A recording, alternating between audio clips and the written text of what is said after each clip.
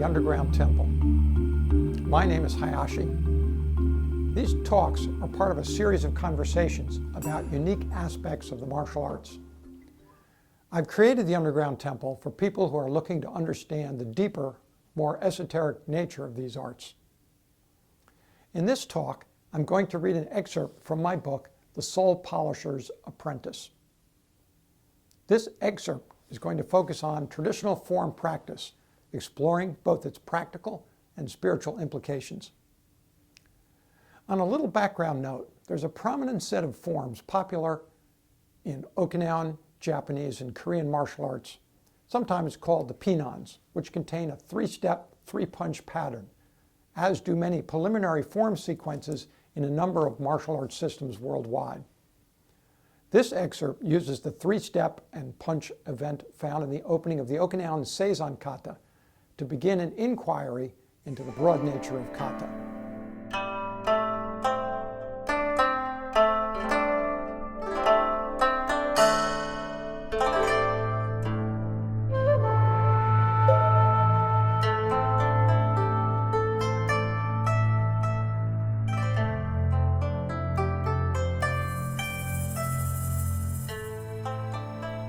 Okay, let's begin. What quadrant are you in? Suppose one day, in a time and space that only exists for enlightened beings, a group of physically intact and fully conscious kata experts from past times and cultures suddenly appeared to you and announced they were each going to share their profound knowledge about the opening moves of the Okinawan kata called Seizan. At a quick glance, the opening moves consist of a middle blocking action followed by three punches with three steps. Now, these masters insist that they possess the wisdom of generations of warriors and village masters. Being a martial artist yourself, you can't resist to hear them out. Okay, you encourage them, give it up. The first expert eagerly states, step three times, punch three times. Hitting an opponent three times is more damaging than hitting him once. What, you say? His overly simple answer takes you a little bit aback. I could have figured that out on my own. But before this expert loses his composure, a second one speaks up, and he offers his explanation. Most warriors are right-handed, he says, so they favor the right side for training. This sequence teaches you to use your right hand twice as much as your left. Hold on, another says, unhappy with such a paltry explanation. The footwork in punching in kata is formulaic. The opening moves in this Seizan kata remind us to hit a pressure point three times in order to demolish it. The first punch ruptures 70 to 80% of tiny protective fluid pockets that lie directly underneath the endoderm. Your second punch disperses the remaining 20 to 30%, leaving the area vulnerable to severe pain. And the third and final blow causes intense crippling pain. Seizan's opening actions provide us a formula for a wide range of circumstances. Really? You interject? Don't take this the wrong way, but your rationales lie more on the outskirts of brilliance. I can't believe it took all of you generations to figure this out. Now, a fourth master steps forward, and he addresses the group. All of your interpretations are a little too restricted. You fellows don't seem to fully understand your own kata formula. Did you notice that only two of the three punches are right-handed? If you understood how the life force circulates in the human body, you would know that the heart, or left side of the spine, has a more concentrated ki flow and is therefore more vulnerable to disruption. This sequence teaches you that victory lies in delivering twice as many blows to the heart side of your opponent. Well, you can't help but ask him, then why include a left punch at all? Wouldn't starting with two right-handed punches better support your formula? No, it can't be that way, chimed another expert. My teacher told me the three punches must be thrown in this exact sequence. Now, his ultra-orthodox position obviously showed great respect for his former teacher, for he believed that if his master has said it, then it must be true. However, had he been pressed, he really did not know why the stepping and punching had to be performed exactly that way. Enough, enough, a burly Asian bellowed in rebuff of his peers. He points at you and barks, "Attack me with your right punch. Throw your best stiff arm at me."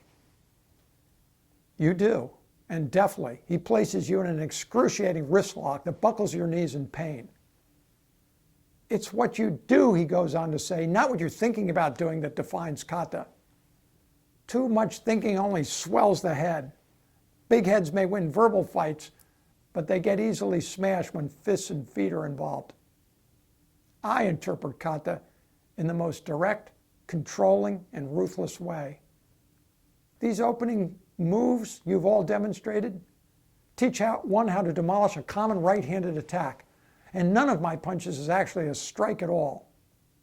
He goes on to explain that his middle block and punching action is the beginning of an arm lock, and his second punch is actually a grab, forcing the attacker's arm behind his back. Yeah, I see it now. But the solar form is misleading. If kata interpretation is so open-ended, you tell him, how can anyone know the right way to perform it?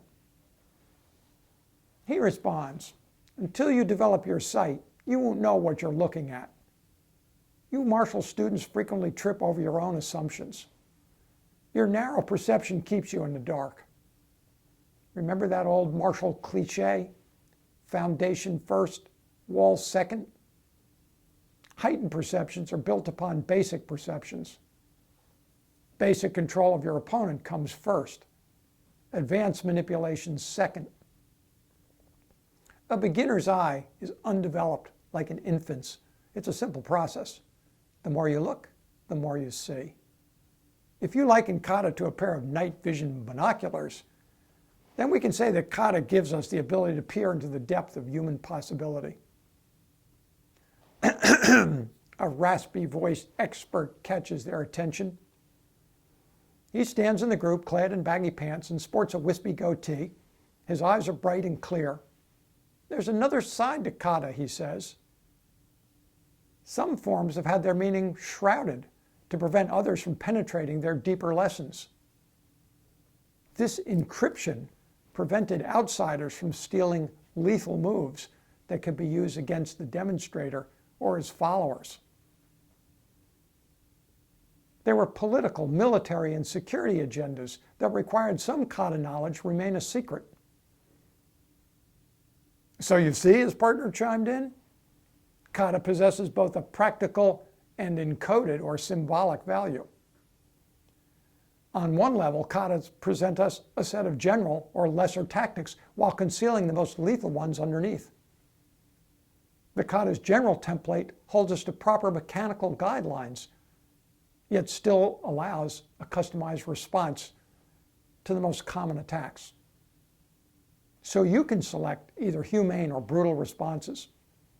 This is why we call kata a multi-layered study. Okay, you say, I'm beginning to see why it might take time to get this all down. But 10 years of study? I'm intelligent, my body's athletic and responsive. All your information is novel and compelling, but not so complicated that I should have to practice for years on end. I'm not convinced that your kata was not just a novel way of practicing or advertising your martial skills. Maybe kata was added into a dojo's curriculum in the past just to keep students motivated, like having training wheels on a bicycle. I've read that old world masters trained every day for hours on end. They obviously weren't stupid. So if you're right about kata's profound nature, then I think you're all holding something back. What you've shown me so far wouldn't take me 10 years to master. Just then, a tall, elegant-looking man strode around the corner. The experts immediately recognized him and bowed. He was a master teacher, the expert's expert. This elderly master was brought up to speed in the debate. and he jumped right into it. Kata, he said, is far more than a combat dictionary. Each of you seems to have expressed various truths about your form work, but no one has defined kata's quintessential value. The Seizan kata is a masterful pattern. It requires focus not only to penetrate its combat rationale, but also to glean some of its essential principles inherent in all human conflicts. What most don't understand, however, is that kata also contains a precise, almost impeccable spiritual message. You see, whenever you practice kata, you're entering a temple of the great minds and the indomitable spirits of past seekers. Each repetition of your kata initiates a level of energetic realignment. Those rare masters of the past figured out how to embed vital life concepts into the kata vessel. Naturally, the physical dimension was the first decoded. My kata expertise lies in presenting kata's pragmatic spirituality. I teach people how to anchor a kata's spiritual truths into their physical day-to-day reality. I don't hold all the answers, but I can offer an explanation why kata takes 10 years to study. You see, what we label as secrets are just degrees of perception. The imperceptive will see less than the perceptive. Everything outside their vision is obscured. Masters of old recognized that one could not see certain phenomenon, certain realities, certain knowledge fields, or certain worlds until their paradigm changed. Authentic power was to be found in and through the detailed mappings of each of these elevated worlds. Although all of you have pointed out specific details, perhaps overlooked by the others, you are all also bound by your very beliefs. One man's property can be another man's prison. You've all been trained to look at or look for kata in a particular way. Is it possible that you may have been conditioned to see only a partial view of kata? I want you to watch my opening movements. This master then bowed and crisply performed 3 steps and 3 snapping mid-body vertical punches in less than 3 seconds. Afterward, he turned to everyone and asked, "So, what did you see me do? What did you actually see with your eyes?" One master in the group responded, "Well, aside from your eccentricities, you executed 3 crescent steps and 3 straight vertical punches aimed at the midsection." Everyone else agreed that he punched hard and moved swiftly. "Ah," he said, "you've entirely missed the subtlety of my moves. It's right in front of your face, yet you're all blind to it. This is why we must be thorough and unrelenting in our study. Mastery is in the details, but as I suspected, you all imposed your conditioned eyes, the ones that only see what it wants to see, rather than your naked eye, the one that sees what actually is.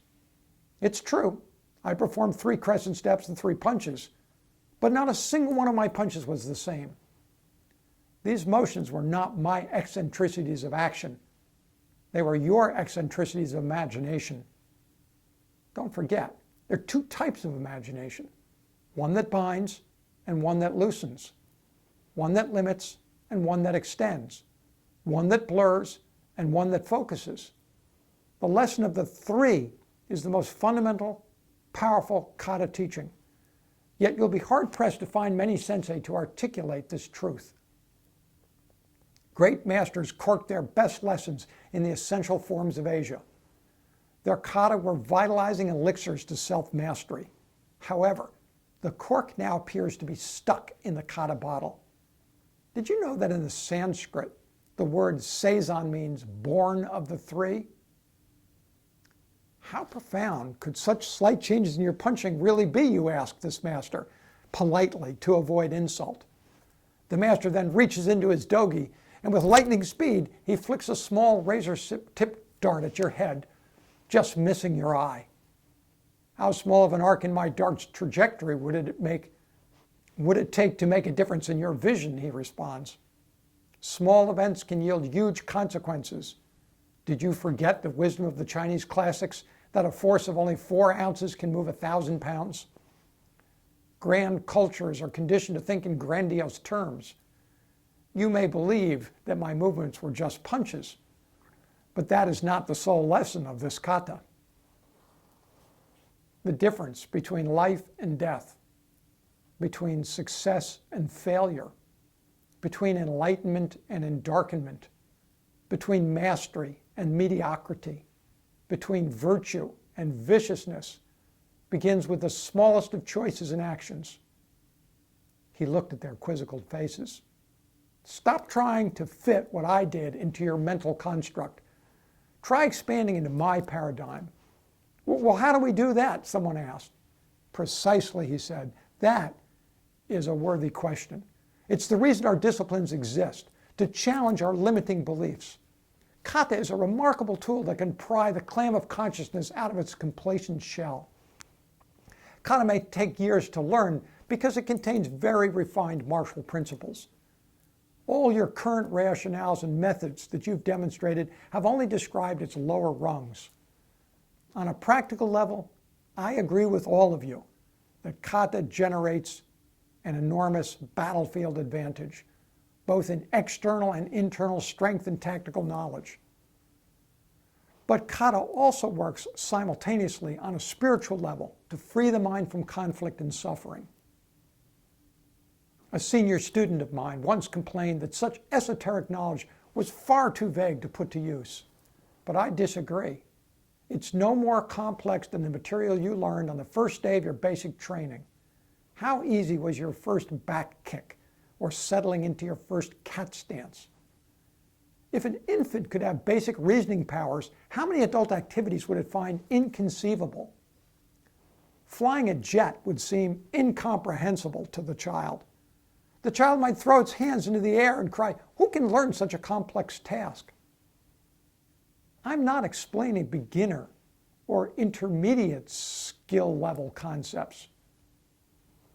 I'm discussing masterful principles. Masterful study is only for the gifted, the passionate, the enduring, and the true seekers of the way. Once you've transcended your kata as a ballistic, grappling, energy, or pressure point formula, you can begin to view your forms in the broader terms of life tactics, a knowledge that will enhance your every move through the world. This master then went on to review each of his moves, pointing out to the group an extraordinary degree of technical distinctions, each with a unique, clear, and interlocking purpose. He revealed how his 3 forward crescent steps acted as a key generator. He demonstrated 3 slightly different fist formations, each one paired with each step for maximizing arm motions in the low, middle, and upper quadrants of the body. He explained how the following 3-set maneuvers in the form built more complex concepts upon the first 3. He even revealed that there was not one Seizan stance, but actually 2 within the one. One acted as a yang posture, the other as a yin posture, both with powerful effect. The intelligence behind his movements was logical and impactful. All the experts agreed that it would take years to do what this master showed them. At that moment, a maroon-robed abbot of the local Buddhist Chenyen Shingon Mikyo temple rounded the corner. He too gladly entered into the debate. "Your kata understanding," he said, "is incomplete." "Masterful? Yes, perhaps a little extraordinary, but still partial. You're all in the right church, but the wrong pew." You see, if you don't bring spiritual insight into your kata practice, you're all bound to lesser planes of being. Let's take, for example, the Sanshin kata found in several Okinawan fighting systems. It was originally a Buddhist form. Let me help to explain the reason for Sanshin's creation, perhaps to shed some light on the nature of your demonstrations. My own teacher once stated that Sanshin was a spiritually revolutionizing invention. That requires knowledge of the Chuanfa arts. We monastic Buddhists recognize that to develop as a fully balanced and spiritual being, certain practices of a cathartic and therapeutic nature are necessary. we needed a device that could extend our physical and spiritual boundaries. The Chuan Fa, or Kempo arts, gave us this device. Chuan Fa allowed us to fully perceive, to attain, and to balance the process of spiritual evolution, and equally express this balance in the physical and psychic dimensions of our being. Chuan Fa uses the wordless strategy of direct intrapersonal encounter in kata to teach the words of personal self-encounter. Ultimately, it sought to encounter the infinity known as perfect and complete enlightenment. The highest purpose of the martial ways offers us a means to transcend failure patterns and self-limiting thought and action. Within the Chuan Fa complex of techniques, kata like Sanchin could help us to understand the roots of suffering. Within Sanchin, one could awaken his energy centers by careful manipulation of body and mind. In the monastic circles, we denote mental energy as speech or intention. This latter concept became altered in modern martial arts vernacular to symbolize spirit or vibrational energy. The 3 steps forward, as demonstrated in the Seizan kata, represent the 3 interlocking dimensions of being: body, mind, and speech or spirit, in a dynamic exchange with one another. We Buddhist Kempo monks have adventured into this study, meticulously defining, documenting, and practicing these intertwinings to bring not only ourselves, but the world back to a state of no self, and hence no conflict. It's here that movement is pure, raw, naked, and without critique. And it is here that things exist in a natural harmony. As each of you stand at various heights upon your ladder of self, you share some responsibility for elevating those below you. Let's continue our practice. Good day, everybody. May you all be blessed with abundant emptiness. And the monk ended his sermon, bowed, and graciously left everyone to ponder what quadrant they were in. Thank you for listening.